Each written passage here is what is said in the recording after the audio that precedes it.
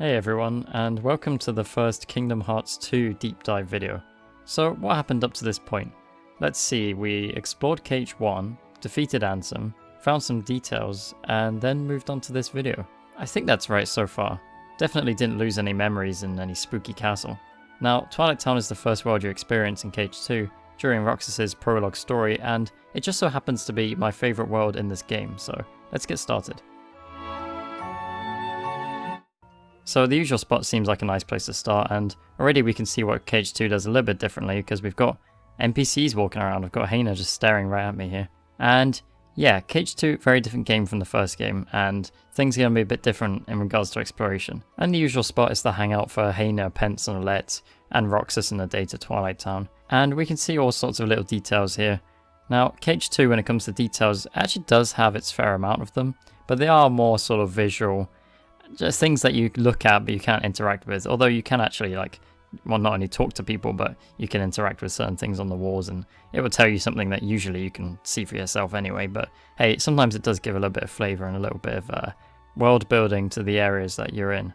And the usual spot is a cozy little place. I didn't mention it in my cozy things video because I already had a Twilight Town spot, but this is also a nice one, I gotta say. Although it's a little bit weird because we are of course in this sort of back alley. It's this bit that seems to be just between some houses, and they've just they put this cloth in the way so it's a bit more tucked away, but it is still quite nice, and you can imagine there'd be a cool place to go if you're hanging out with your mates and you just want to go somewhere private and no one's going to come in and disturb you and you can just talk and chat. It's pretty cool. You can see a lot of rubble and things in this boiler or machine of some sort there, and loads of boxes, bits of wood, but I do like the lighting coming in from the ceiling. That's quite nice. And if you look carefully, you can see some bits of Twilight Town up there, a couple building walls and that sort of thing.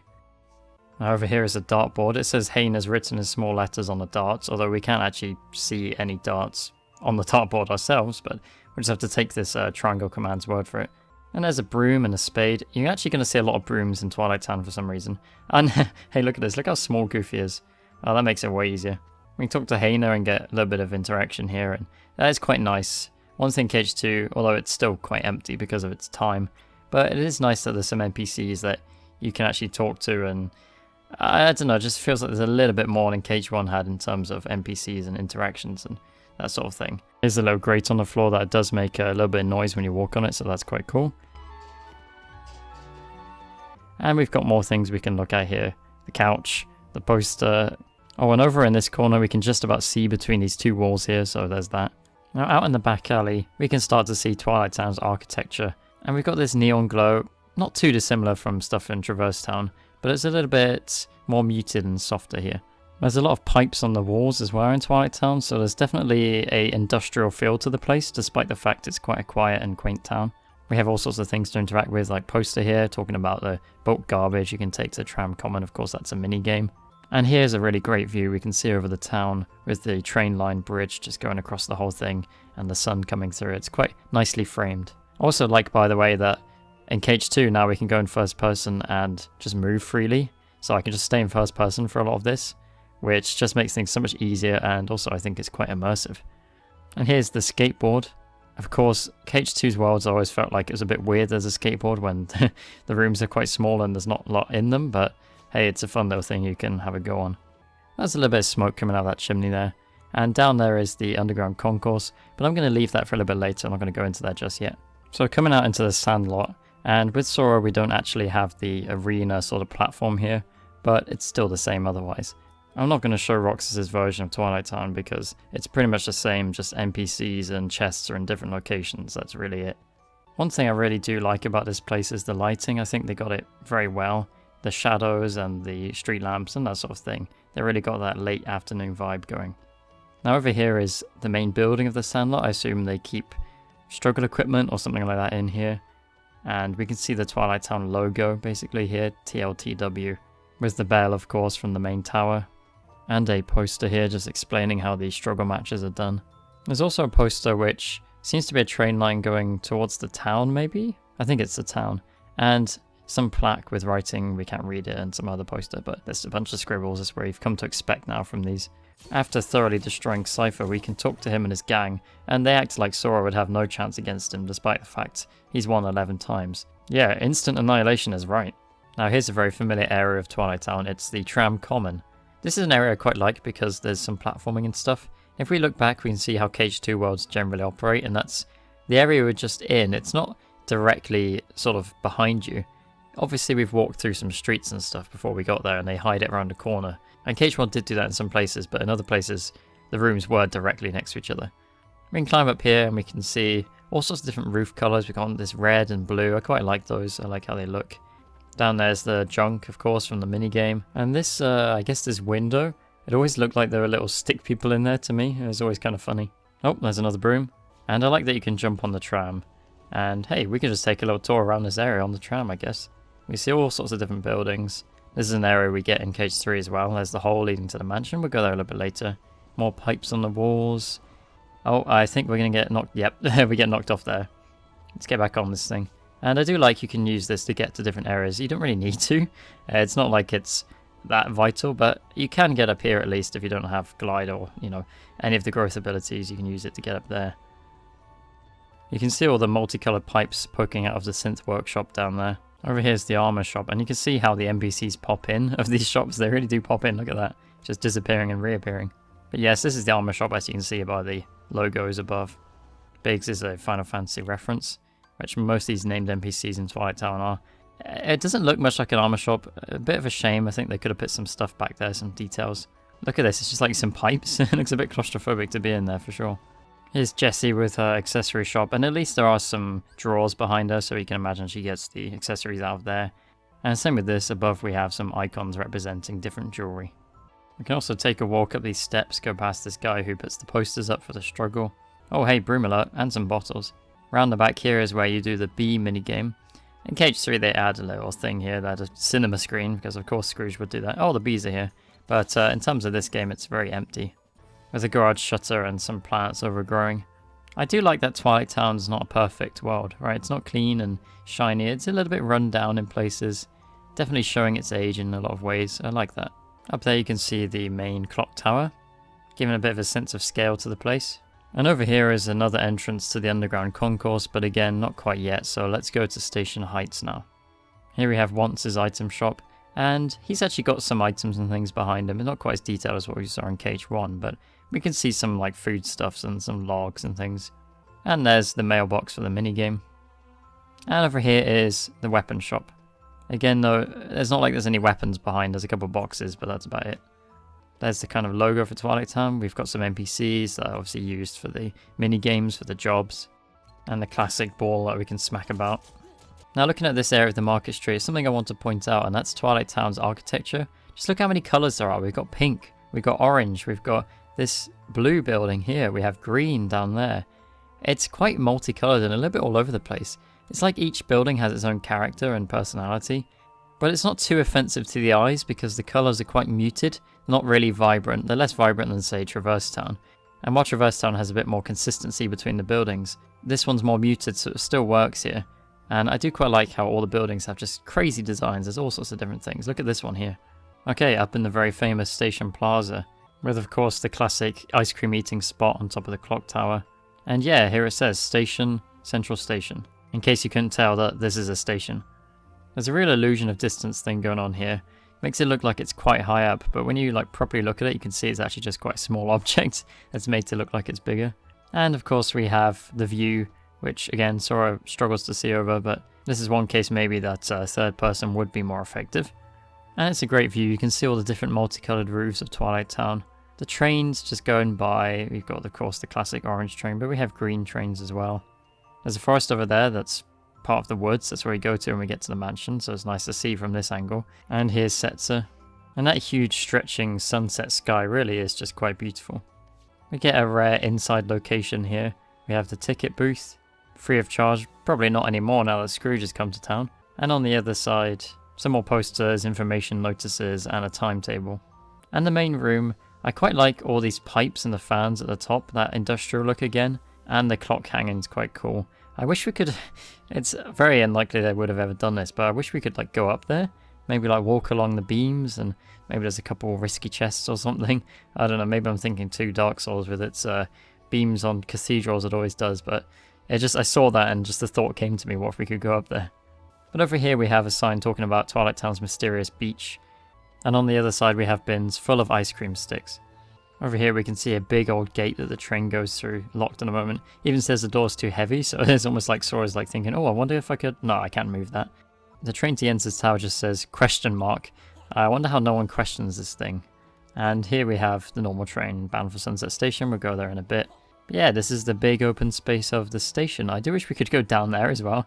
Like, oh, like what could be down there? Could be some cool stuff. You can see at the back there's a sort of maintenance room. You see the little green trains going past, kind of look like toy trains. And I like the view out the window because we get more sort of purplish clouds, which we don't see for most of Twilight Town's sunset.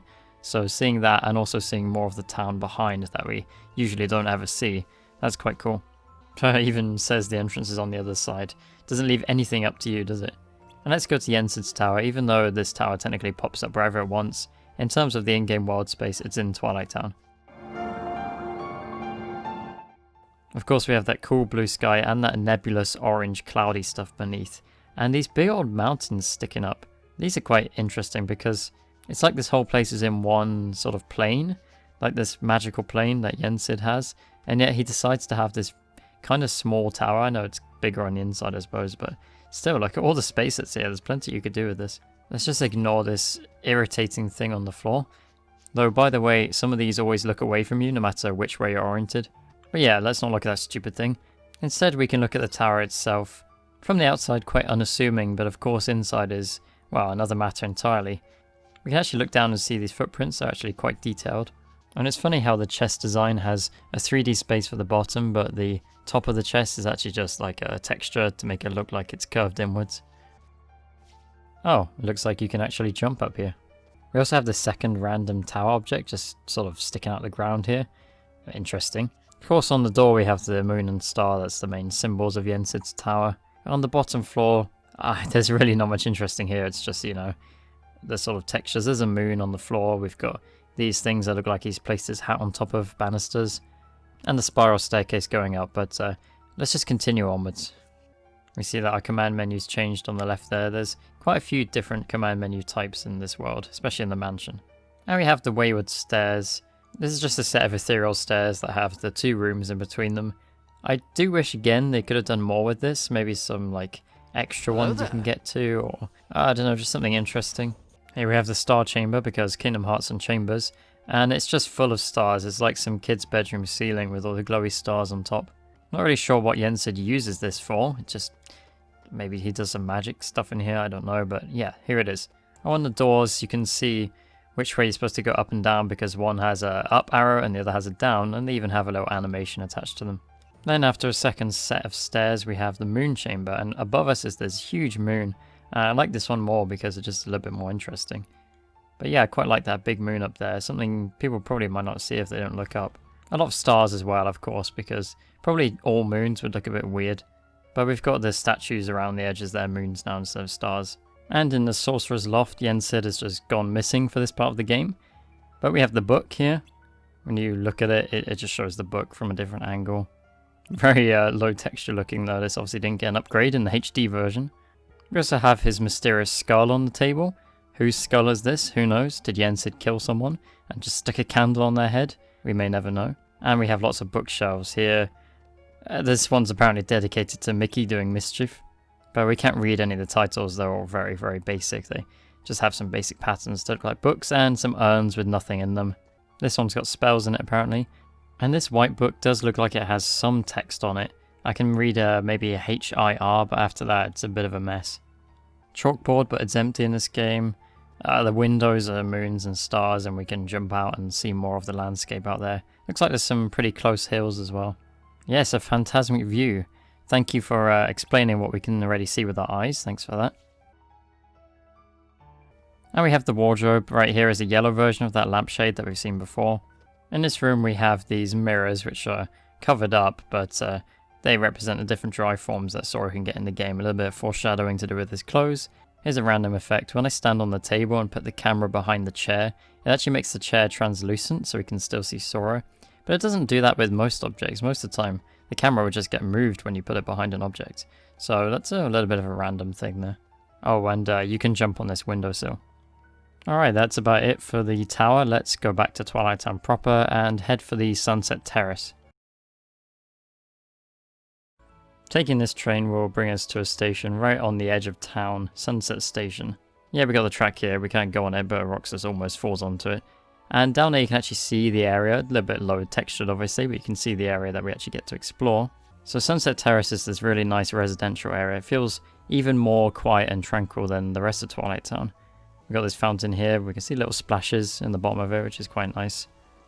And down there you can actually see a path that's running around the countryside. I quite like that. As I mentioned on my cool backgrounds video, I really do like this countryside background. There's even some trees and bushes down there, and the path just stretches into nothingness, which shows really the vast scale of what's down there. Though I will say actually, it's a lot closer than it looks. Again, they've got this like trick with the distance. It's actually quite close to us. You can see when you look down at the water here that actually it's really not that far away at all, but just makes it look like it's further away by making it small. And we can jump on this tram. Yet another tram we can jump on, though this one doesn't travel too far. But it's a nice handy way to get some chests. There's a few NPCs to talk to here in this sunset area. But yeah, I really do enjoy this area. I think it's so peaceful. And it just feels like it's much less busy than the center. Not that we see the center very busy, although in Cage 3 we will. Whereas here I just feel like it's just a serene place, a really nice place to relax. Oh, and I kind of like this checkered hedge thing here with the purple flowers. Now, Sunset Hill is something I've already talked about twice, once in my cool backgrounds and another time in the cozy places, so I'm not going to repeat myself. You know, you can see for yourself. We've got the clock tower here, and we've got the really cool background, and the little lights in the ground with the leaves around them. It's all very nice. One thing I will point out that I haven't seen before, though, is that building down there, it really looks like a wizard tower, and it's the only really one of its kind. There's another one just down there as well that does have this pointed roof, but it doesn't have the same stonework. It's just a testament to how weirdly designed some of Twilight Town's buildings are, I guess. It's just, there's all sorts of random stuff. Okay, let's head into the tunnelway now. This initial tunnelway is still part of the sunset area, really. You can see there's the entrance to it we just went through. And not a lot to say in here, it's just a tunnel. We've got this metal grating all around the outsides. Yet another mushrooms in here. Again, he doesn't really want to look at me. There's some water. I'm not sure how hygienic it is to be stood in here, but this water probably flows out to the one we saw a second ago. And a sign saying 2, and that's going to lead us to the underground concourse. And here's the underground concourse. I have a feeling this is definitely in the central area. So I have a feeling where we just walked was quite a long walk to get back to the central area, because this connects all the different areas from the market street that we saw, like the back alley and all that stuff. I showed you the entrances earlier. So the fact that this is all underground of that means that the way to the tunnelway must be quite long. If we go right, we can see there's a little room in here, a little central room. Plenty of little lights scattered on the walls as well. There's a lot of guidance stuff on the wall pointing what leads to where, but it's not a particularly complicated area. You can see this, for example, it leads to the back alley where I've already been. And that's indicated by number 3. Oh, and if we look back at the tunnelway, we can see it looks really dark going back there. I don't think I'd want to go down those steps, to be honest. Okay, so let's utilize the shortcut, go through number 4 entrance, and that's going to take us out to the tram common again. So now we can use the tram common to get to the final areas of this world. First of all, the woods. The woods really don't have a lot to them, it's just a bunch of trees. Vivi's here walking around. And if we look at the outsides, we can see the wall texture that they've put on there, similar to what was in Cage 1. Then we have the old mansion. Definitely the most mysterious place of Twilight Town. There's quite a lot of interesting stuff inside here. A lot of mystery about who built this and what its original purpose was for before Anson the Wise kind of used it. On the outsides we have all these plants snaking up the walls. Yet another mushroom. I think Twilight Town has the most mushrooms you can do here. Pillars all in a different state of disrepair. They would have looked quite grand when they weren't all broken down like this. So inside the foyer we can see it's very run down and abandoned looking. Just look at all the stuff that's just scattered everywhere. We've got these 4 plinths and only one of them's still standing. This one says the castle object is crumbling. And that makes me think, what castle object? What does it mean by castle object? What is it? What castle is it? What object is it? What is this? It's so weird. I don't know what it means by that.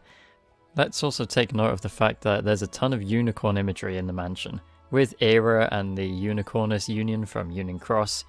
Maybe there's a relation now, we don't really know, But it would be cool if a descendant, maybe, of either era or someone who was in the Unicornus Union, maybe their descendant actually built the mansion and is some mysterious Keyblade wielder or something. That would be a cool thing if they wanted to add that. There's obviously, we can see cobwebs in the corner, candles that are no longer lit. This door is all blocked by rubble, although I think Sora could probably move that out of the way if he really tried. Even this urn is smashed, and we have this suit of armor. And I find this quite interesting because Hollow Bastion had suits of armor as well, and they weren't too dissimilar from this. So, yeah, that's kind of cool. Although Hollow Bastions were actually more like statues than they were suits of armor, but they look like armored soldiers, right? The helmet shape is quite odd as well. It looks like something other than human could fit inside this.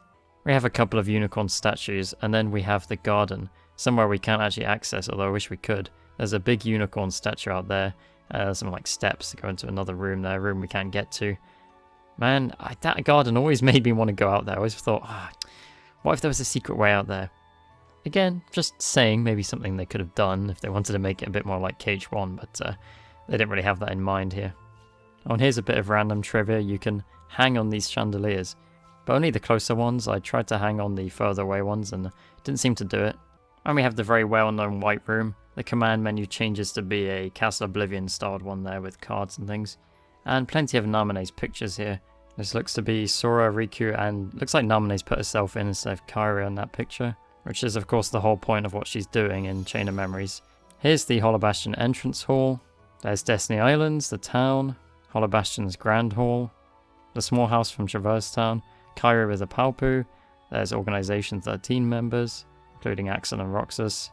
More Destiny Islands, Sora, Dawn and Goofy, Axel seemingly pointing to a staircase, Riku with the pod and a key, the Grand Hall again there. That's, I'm assuming, the world that never was with Roxas. There's Roxas and Sora holding hands, there's the library from Hollow Bastion, there's the secret place from Destiny Islands, there's Neverland, and there's the waterway from Traverse Town. Very cool seeing these drawings, but there's an even more mysterious set of paintings in the main mansion hall I want to talk about. First, here's Namine's crayons, and another picture of them all sat on the tree at Destiny Islands. It's a shame she had to be in a room that was so much like Castle Oblivion, where she was, forced to do stuff she didn't want to, and now she's in a room being forced by Ansem the Wise to do stuff. Poor Namine, she really had a rough time of it. We also have this random dining hall room with the mysteriously smashed table here. In a KH2 cutscene, we see Riku and Ansem talking on chairs that aren't here anymore, but the table's already smashed, so I don't know what happened to this thing. But yeah, we've also got Moon and Star over there, which is kind of interesting because this has nothing to do with Yen Sid.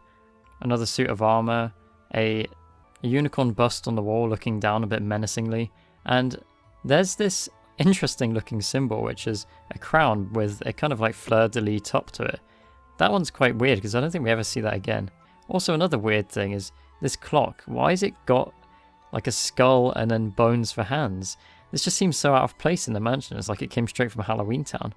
What is this? Why is this here? It's very odd. Now, just to add even more to the intrigue of the mansion, we have a bunch of paintings around, and paintings are indeed great, but these ones are a bit strange. They seem to be based on KH1 locations. Like this looks like it might be Aladdin's house in Agrabah, and maybe that blue bit is the sky outside or the curtain covering it. This one's pretty difficult to work out what it is. Could be maybe something in Atlantica. Could be maybe the waterfall of Deep Jungle. I'm not too sure. It could be something else completely. It might just be something abstract. But if it is indeed related to KH1, it could be any of those. This Twitter post again from Rebellious Trico is what inspired me to take a closer look at these paintings. This one here I reckon is probably supposed to be Halloween Town's main square. This looks like it could very well be the Tea Party Garden from Wonderland with the house and then the table. This is undoubtedly the destroyed Destiny Islands from the end of KH1. This one I really struggled to figure out what this is. On the Twitter post it was mentioned it could be the bouncing spot from 100 Acre Wood. That might be Pooh at the bottom there, like the red and then the yellow. So yeah, maybe could be 100 Acre Wood, but it's quite a vague one for sure. This is another vague one. It's really hard to tell what this is supposed to be. Like it could be trees. I've seen it said it could be the giant crevasse from End of the World. I'm really struggling with what this is. It's just so abstract. It could be nothing, I suppose, but since some of them seem to quite obviously be places like Destiny Islands, I feel like they should all be something. And that painting up there is, pretty sure that's Monstro's stomach, it looks like it. So yeah, those paintings are definitely a very curious and interesting thing that's in the mansion. I have a feeling they're not actually significant lore-wise, but just fun little references the designers put in there. With the next room, we have the library room, which actually descends down into the bowels of the mansion. We see this statue staring at the floor, and Roxas opens it up by interacting with the chalk drawing in the middle. And yeah, we've got all the books, but there's not really anything interesting to look at there. What's interesting is, well, it's this underside bit. It looks so computery. It looks really like we're inside a computer, and we'll see more of that. Obviously, this was all done to make the simulated Twilight Town, and Ansem modified it and everything. Yeah, I'm taller than you now, Goofy. What are you going to do? But really, all the pipes and electrical stuff is such a clash, such a shift in style from what's above. I do quite like that. It's quite effective. Now here's the room with the computer itself. You see all sorts of numbers whizzing across the screen, and there's Sora's face there being analysed. And more little details, moons again, and a globe shape, obviously probably representing the simulated version of the world. There's a projection there on the wall, though I don't really see a projector that's actually making it. Well, that's okay. And on this wall we have a screen showing a rather funny looking illustration of KH1 Sora, along with some abstract graphs and things. And it says this looks like someone's data, yeah. Oh, I wonder who it could be. We also have this basement hall, this central bit where you fight Axel. Quite an interesting design on the floor, and this is rarely where you see how computery this place looks, because a lot of the walls look, well, I think they look like circuit boards. We've also got these pipes going down, we've got fans that really remind me of computer fans. It just feels like we're inside a giant computer that's just running this whole data world, along with, I suppose, the pods and all that.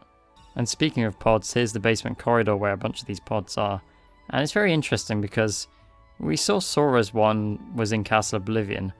But do we assume it actually came from here? Because these pods are already here, so why would Sora's one also be in Castle Oblivion unless they moved it there? I don't know, it's very strange. It's very mysterious, because you've also got this saying, there's evidence this was used before. Like, well, who used it? You have Donald and Goofy's, of course, but why are there so many? What were these originally for? Who built it? What is going on here? Such mysteries that I don't know if we'll ever get explained, but they're fun to think about. Oh, and yeah, the bottom area of the mansion has its own menu design, just like the top part of the mansion had its own. And of course we had the Chain of Memories room, and the next room, the proper pod room, is also going to have the Chain of Memories command menu. There's a lot of different command menus here. Alright, we have the pod room, very much looking like it did in Chain of Memories. We have the big pod itself, and above it is something I quite like. These claws, I assume they're just for maintenance or something. But they remind me of the toys you put above a baby's cot, above its crib. It really does look like that, which is apt because Sora's sleeping in there. But there's just something a little bit creepy about that. There's something a bit weird about it. It's a very cool detail though. And as the device to operate the thing, and the edges of the room are just completely white. Barely even looks like a wall, it kind of just looks like it goes off into the void. Now we can also enter the simulated Twilight Town. We can't go very far, but we have to go through here to get to the world that never was during the story. We of course have the computer, this one's smashed by Roxas. And it doesn't let us leave, it says something doesn't feel right.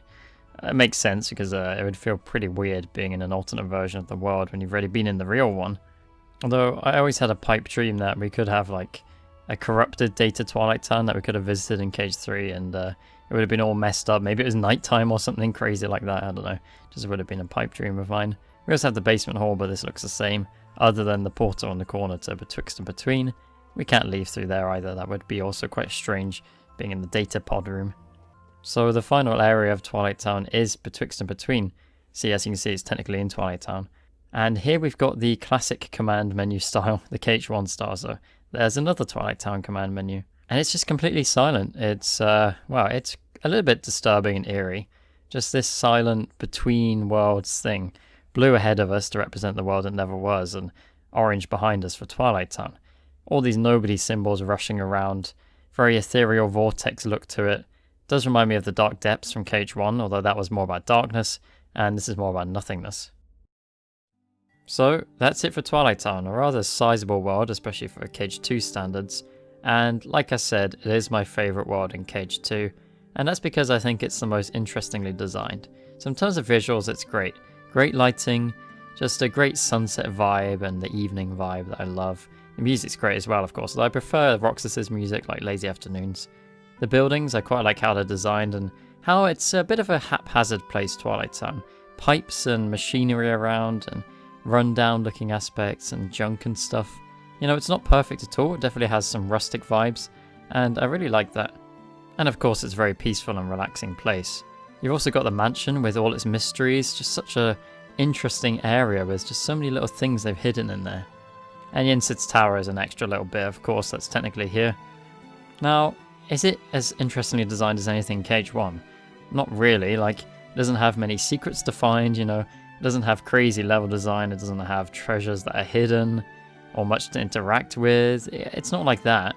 But when we compare it to the rest of KH2, I really do think this is the best one, because it has some interconnectivity with the underground concourse and just a few different ways to get to different areas. It feels like it's not a linear path from one area to another with, you know, a couple offshoots, which is what most of KH2's worlds are. This feels more like it is, you know, you got the sort of tram common and then everything spreads out from there, and I really do like that. I like that Roxas can't even go into the underground concourse, so it really feels like a late game thing. I like that going to the sunset area as Sora is completely optional, don't have to go there for the story. I think it's just the best of KH2's philosophy of world design. It'll never beat KH1 for me, and the rest of these videos are going to be, you know, the same way. But this, I think, is its best offering. Of course, I won't complain too much about the level design of KH2, I mean, it's been done to death already. So with the rest of the videos, I'll try and judge them by its own merits, rather than just going, well, KH1's better. Because I could just say that all the time, but that would get a bit boring, so I don't want to do that. But still, I'm going to, you know, give the merits and the criticisms of each world. And next up will be Land of Dragons, and I know technically Radiant Garden is next, but you don't really explore much of it until later on in the game, and I want to pace these a bit more nicely in terms of Disney and original. So I think what I'm going to do is do a few Disney worlds, and then we'll do Radiant Garden, do the rest of Disney worlds, and then the world that never was. I think that makes sense, and will make it a bit better for the overall experience of this era of the world design videos. So yeah, that's it from me. Thanks for watching, and I'll see you next time.